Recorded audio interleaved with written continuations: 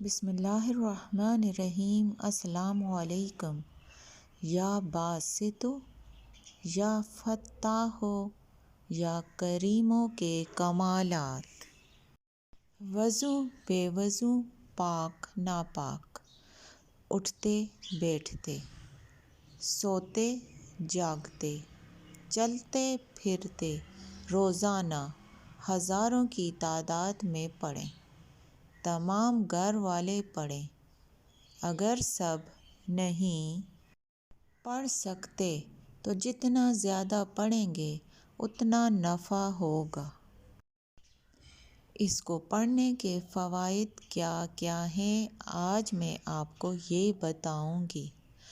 رزق کی تنگی، معاشی تنگی اور کاروبار کی تنگی کے لیے لاجواب ہے۔